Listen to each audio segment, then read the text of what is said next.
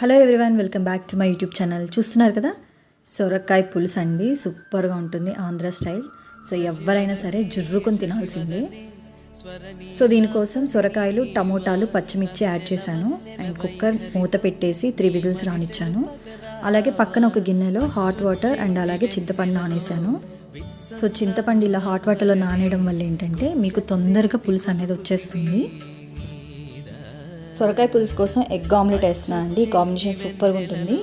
So egg omelette కోసం onions, మిర్చి, కారం, అలాగే పసుపు, తగినంత సాల్ట్ యాడ్ చేసుకొని జీలకర్ర 2 ఎగ్స్ని బీట్ చేసుకొని పక్కన పెట్టుకున్నాను. అలాగే పక్కన పోపు వేస్తున్నానండి.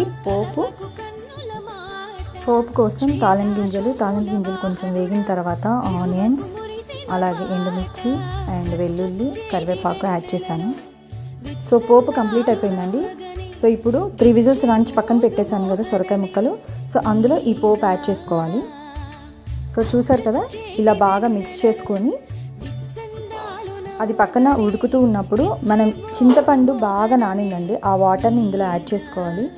యాడ్ చేసుకుంటూ ఉప్పు, కారం, తగినన్ని నీళ్ళు పోసుకొని కుక్ చేసుకోవాలి. అండ్ పక్కన ఒక ప్యాన్ పెట్టుకొని ప్యాన్ మీద నేను ఎగ్ ఆమ్లెట్ వేస్తున్నాను. సో ఒక 3 ఆమ్లెట్స్ అయితే పక్కన యాడ్ చేసి పెట్టుకున్నానండి.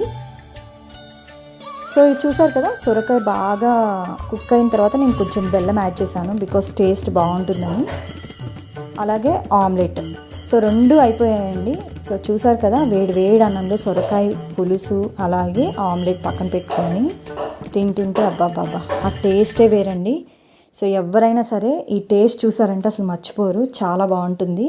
సో నచ్చితే ఎవరైనా ప్లీజ్ మీ ఇంట్లో కూడా ఒకసారి ట్రై చేసి ఎలా వచ్చిందో చెప్పండి.